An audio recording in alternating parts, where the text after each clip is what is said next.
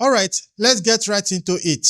Yesterday, November 10th, after 2 weeks of complete darkness, schools across Mali's capital are opening their doors again.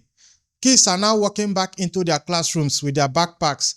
But here's what this moment of hope is hiding. Something absolutely terrifying is happening right across the border in Nigeria. This same terrorist group that has been strangling Mali's fuel supply, they are burning tanker convoys. They are executing critics live on camera. They just showed up in Nigeria's Kwara state. JNIM, this Al-Qaeda's affiliate, isn't just Mali's problem anymore. This is becoming a West Africa's nightmare unfolding right now. The blockade that forced these schools to shut down in the first place, it started back in October when fuel convoys just stopped coming into Mali. So back in October 1st, JNIM had laid down their ultimatum. No fuel imports from Senegal and Ivory Coast, period. Fuel queues immediately stretched for entire blocks. Hospitals had to cut power. Factories went completely dark. More than 1.5 million Malians are now facing acute food insecurity. This blockade turned hunger and desperation into weapons across the entire country. Now here is the thing. JNIM isn't fighting with just bullets. They are now fighting with economic siege, economic sabotage, because since October, they have blocked every single fuel convoy, destroyed more than 200 tanker trucks, and cut off 95% of Mali's fuel supply. Now, these terrorists aren't just attacking. They are basically suffocating an entire nation. But Mali's military leader, Goïta, he is refusing to accept defeat. The man muzzled fuel convoys through under military guard, even with JNIM ambushes and attacks happening constantly. Schools reopened on November 10th. The state pushed back, and they pushed back hard against these terrorists. But this victory is masking a much deeper question and way bigger threats, because the African Union saw the danger immediately. On November 9th, the AU put out an emergency declaration calling for urgent international intervention in Mali. They are warning that Mali's collapse could set off a domino effect across the entire Sahel and indeed the entire West African sub-region.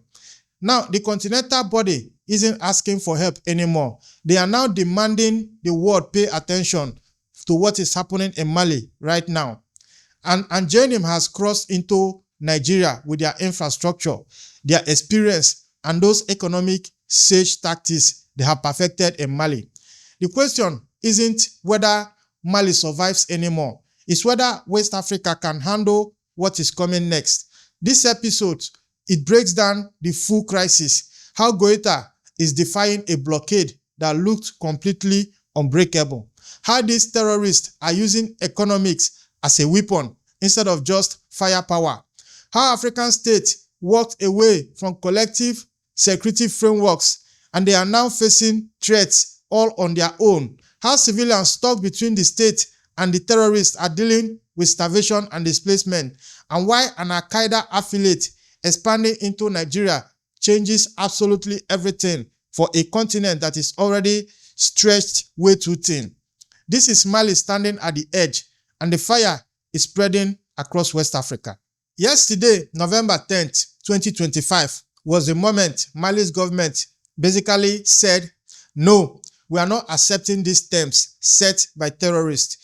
After 2 weeks of being shut down, schools in Bamako opened their doors again, and this is happening while fuel is still being rationed.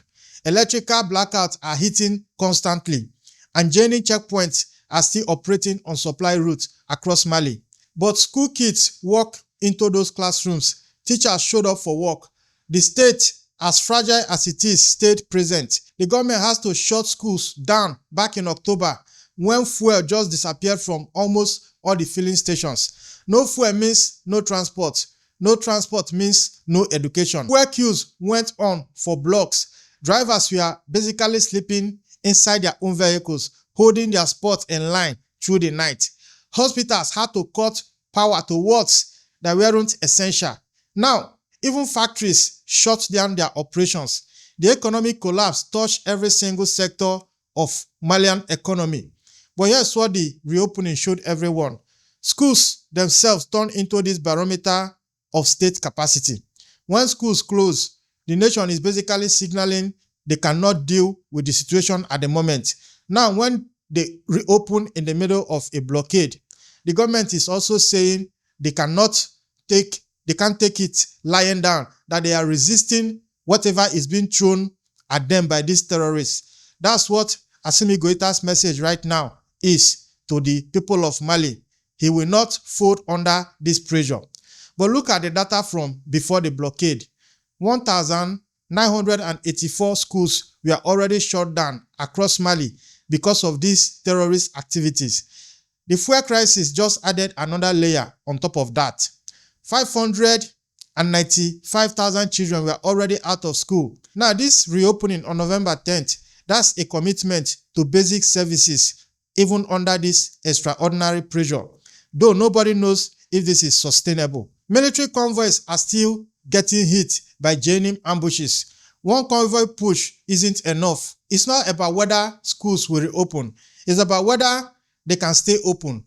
Social media is also reflecting these complex questions, and they are asking these questions. Malians online are grateful for the school reopening, but they are also frustrated that basic services are still this fragile. The state pushed back against the blockade, yes, but this victory is incomplete and it is basically a temporary measure.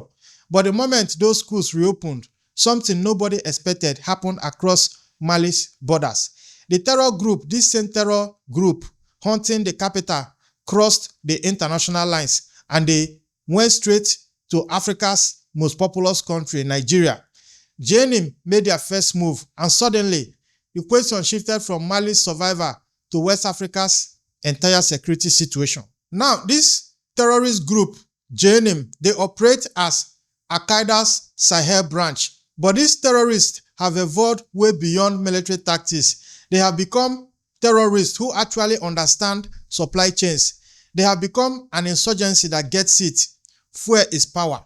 In October 2025, JNIM presented Mali with a final bill using a strategy that turned out to be more devastating than any direct military assault could ever be.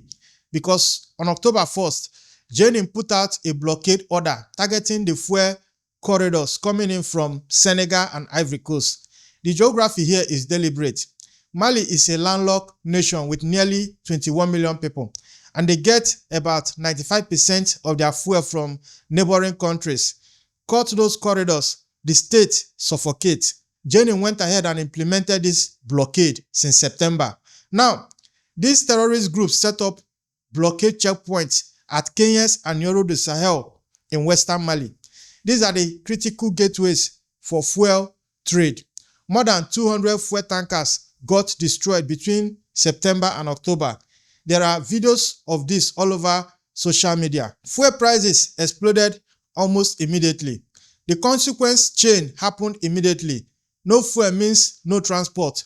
No transport means no commerce. No commerce means economic collapse. An economic collapse means the government loses legitimacy. Security analysts saw the shift in tactics right away. JNIM wasn't just trying to direct military conquest of Bamako. These terrorists went for psychological and economic warfare instead. By making daily life impossible for the people of Mali, JNIM has showed everyone the state can't function. By forcing schools to close and hospitals to cut power, these terrorists are proving that the military government couldn't protect or provide basic services. Now, the blockade exposed even gold production vulnerability too. The KS region produces about 80% of Mali's gold. Those mines depend on fuel-powered generators. The blockade threatened gold extraction, which threatens state revenues, which also threatens the government's ability to keep fighting. Now, JNIM found Mali's economic choke point, and they are strangling it. Social media posts from Bamako documented just how bad it has got. Fuel stations empty, drivers abandoning their vehicles, prices getting updated frequently throughout the day as things get worse. These weren't just military drama images. These are images of a society collapsing under immense economic pressure. But JNIM had a problem. Goïta isn't the kind of leader who negotiates when national survival looks threatened. He's not a commander who takes ultimatum from terrorist groups. And what he did next shocked not just JNIM, but all the regional powers watching Mali's crisis unfold. Mali's military leader Assimi Goïta had a choice that would define everything about his regime. He could accept JNIM's blockade and watch the state collapse. He could accept JNIM's implicit demands for power-sharing negotiations, or he could fight back and risk catastrophic military casualties while fuel convoys face terrorist ambushes on every single route into Mali. Goïta chose defiance because in early November, the military launched operations to break through the blockade. On October 7th, the first big convoy, about 300 tanker trucks, reached Bamako with military support. On October 13th, a second convoy with hundreds of tankers pushed through, even with repeated JNIM attacks happening. These operations weren't easy. They are not easy operations. They are not cheap either. Drivers died in these ambushes. Tankers, a lot of it, they got burned. Some trucks never made it to the capital. Military personnel got killed providing escort, but the convoys got through despite all the challenges. Bamako fuel stations got supplies for the first time in weeks. Queues got shorter. Electricity hours went from about 6 hours per day to partial restoration. Hospitals started doing surgical operations again. Factories started thinking about reopening. Then on November 10th, that was just yesterday, schools opened nationwide. The government had forced open a door that these terrorists was trying so hard to keep locked down. Goïta's gamble shows the brutal mathematics of state survival because thousands of drivers faced threats traveling through areas JNIM controls. Military logistics got stretched thin protecting these convoys, but doing nothing meant the state dissolves. Sometimes government had to accept terrible cost just to keep existing. This was one of those moments, but security analysts keep emphasizing that this breakthrough is a temporary measure, not the final solution. The blockade is still active. JNIM checkpoints are still operating in key routes. Ambushes keep happening. If Goïta pulls military protection from convoy operations, JNIM could reimpose the full blockade within days. This victory is temporary. The threat stays persistent. Malians on social media are expressing gratitude mixed with uncertainty. Business owners are celebrating partial restoration, but they are also scared the blockade could come back at any minute. The convoy showed state capacity though. That's right, they showed capacity, but they didn't eliminate the fundamental problem. JNIM still has the capacity to strangle the nation's supply lines. Meanwhile, while Goïta is celebrating the convoy breakthrough and Bamako schools are reopening again, intelligence agencies picked up something that completely reframes this crisis. JNIM isn't just staying in Mali anymore. The group has crossed borders with their strategic infrastructure and experienced combatants, and they have chosen a target way bigger than any fuel station. The worst case scenario just became reality in early November. On or around November 8, JNIM claimed responsibility for their first documented attack in Nigeria. In Kwara State, the group killed a Nigerian soldier in a coordinated assault, claimed ammunition and resources, and basically announced to Nigeria's security establishment, "We are here now." JNIM didn't send some small cell into Nigeria. The group brought infrastructure they have developed through months of economic sabotage in Mali. They brought tactics perfected by blockading an entire capital city. They brought experienced combatants who understand supply chain warfare. JNIM isn't testing Nigeria. They are establishing a real foothold in Africa's most populous nation. Nigeria has got 400 military bases and more than 82,000 soldiers deployed across the country right now, mostly fighting Boko Haram and ISIS West Africa in the northeast region. This expansion carries exponential implications because Mali has about 21 million people. Nigeria has around 230 million people. If JNIM replicates their economic sabotage in Nigeria, the impact will devastate the economic engine for all of West Africa. Nigerian oil infrastructure, agricultural corridors, trade routes, they will all become potential targets. An Al-Qaeda affiliate that has mastered economic sabotage warfare is now operating in Africa's most populous nation. Now, across social media in Nigeria, citizens are raising alarm and expressing concern and frustration that their government seems unprepared for this threat. We already have a lot of threats on ground already. We are dealing with Boko Haram. We are dealing with ISIS West Africa, and we are dealing with killer herdsmen and all the alleged Christian genocide that have become a global concern. Communities along the Kwara border are reporting fear and uncertainty. President Bola Tinubu recently restructured the Nigerian Military Command, which signals concern about emerging threats. But JNIM's move suggests the new military leadership is facing an adversary with serious experience and determination. On November 9, 2025, the African Union did something they rarely do. The continental body didn't just put out some diplomatic statements. They issued an emergency warning. The language was stark and direct. Urgent international intervention needed. Collapse could trigger domino effect. The world must pay attention. This is continental code for we are in crisis. The AU is issuing emergency calls because internal African mechanisms are proving they can't handle the situation. African Union Chairperson Mahmoud Ali Yusuf declared that Mali's deterioration represents the most serious threat to regional stability since the 2020 military coup. The organization is calling for enhanced international cooperation, intelligence sharing, and sustained military support. The language reveals desperation. The AU is basically appealing to the global community that has limited options and honestly limited interest in Sahel solutions. The continental body is mapping out the domino effect scenario openly. Mali's collapse threatens Burkina Faso's government, which is already being destabilized by these same terrorist groups. Now, spilling over into Niger will also affect the third pillar of the Alliance of Sahel States. Expansion into Nigeria could create contagion effect across coastal West Africa, potentially reaching countries like Benin Republic, Togo, and God forbid, Ghana. Now, the AU is framing Mali's crisis as a continental earthquake with aftershocks spreading across multiple nations.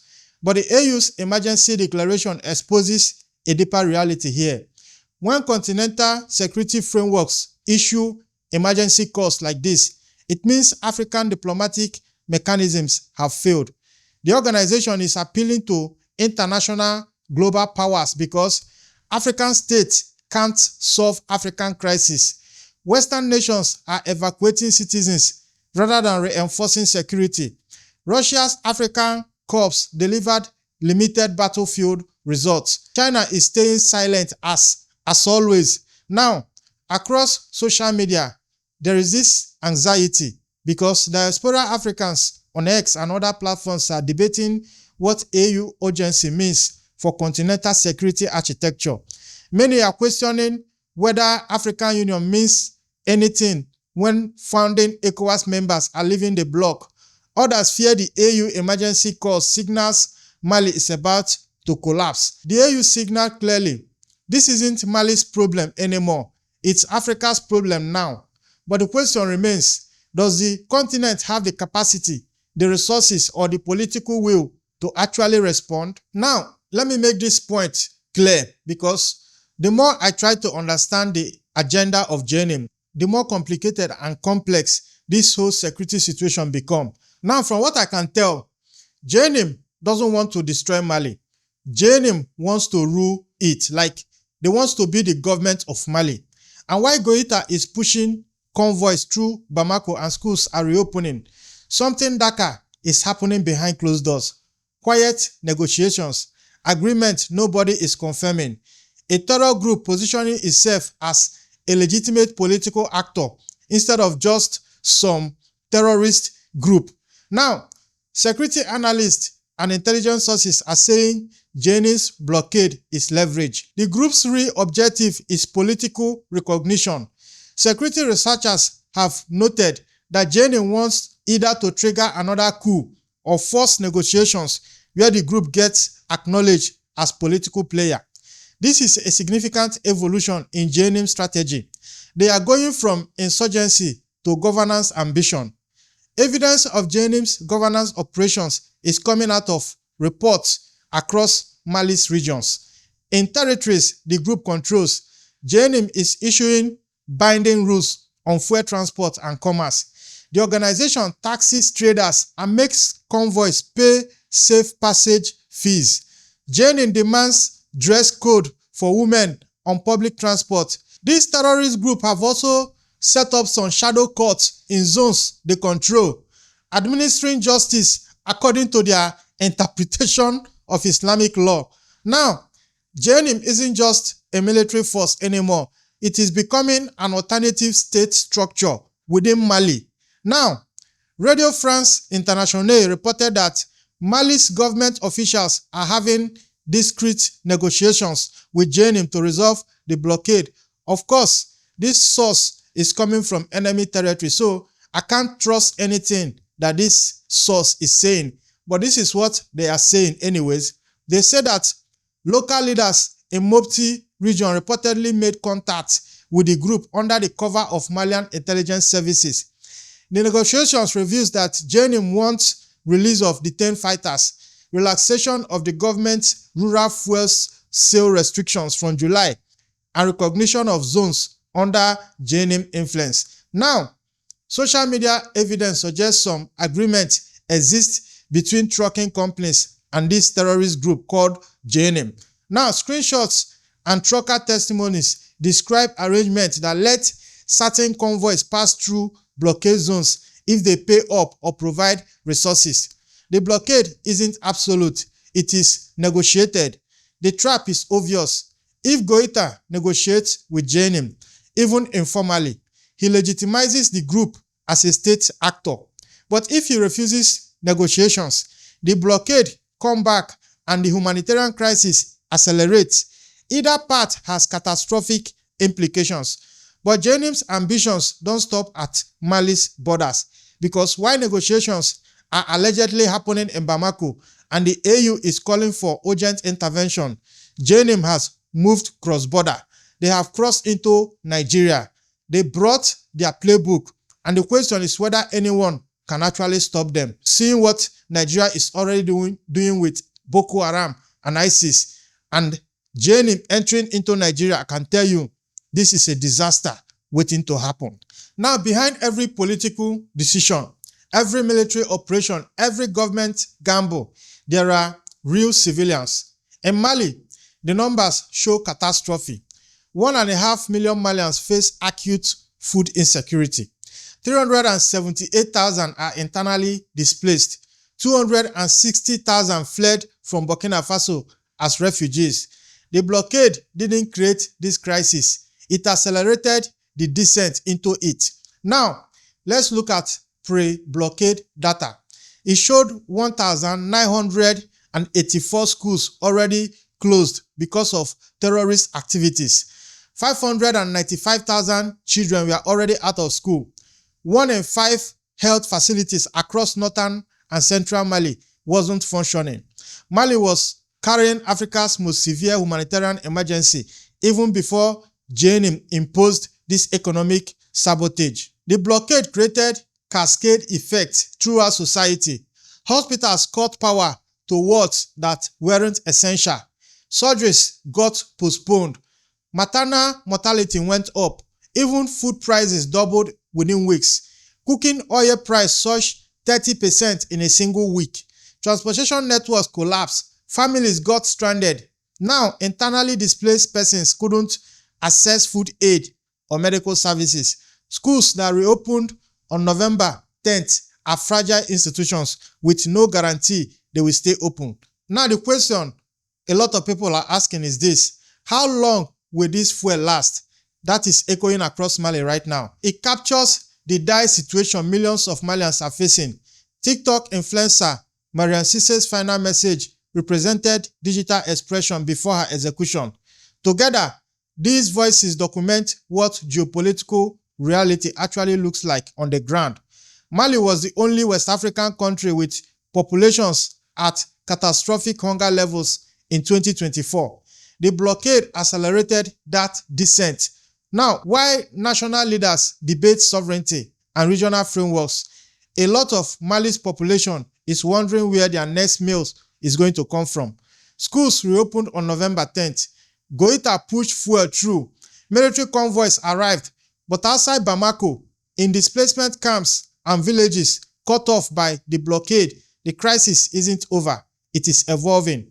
Now, as JNIM expands into Nigeria, as the AU calls for urgent intervention, and as West African unity fragments under pressure, the question Mali poses isn't whether schools can stay open. The question is whether an entire continent can survive what is coming next. Whether African states that abandon collective frameworks can face this threat alone. Whether economic sabotage warfare becomes the standard tool for regional destabilization. Mali reopens schools, but the real test is just beginning. Now, if you have watched to this point, this is Frontline Africa. This is where we talk about geopolitics from Africa's own point of view. Now, this is Mali, this is Nigeria, and this is JNIM and the terror network spreading across West Africa. Now, a lot of people, including myself, I am sympathetic to the Alliance of Sahel States, and I am sympathetic to Mali as a sovereignty-first country. But there is a huge problem. A lot of people that are sympathetic doesn't have the guts to say it exactly the way it is. But at some point, we have to confront the truth, and we have to confront the reality. Mali is on the brink, and something urgent, like the African Union said, something urgent has to be done.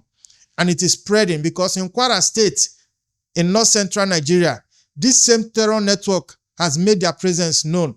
And I don't understand where this is all going. And I will keep monitoring, we will keep monitoring where this is heading. Maybe West Africa is at war. We just don't know it yet. Donald Trump is threatening to send in the military to fight these terrorists. Maybe there is more to all of this happening. Does Donald Trump need the military in Nigeria solely for what is happening in the Sahel? Now, that is the quiet part, and a lot of people are echoing this sentiment. We will keep monitoring, and we will bring it right here when the facts become clearer. If you want to see more of my content, maybe consider to subscribe and turn on those notifications. I am your host, Ezekiel Inijeta, and I will see you in the next one. It's a bye-bye for now.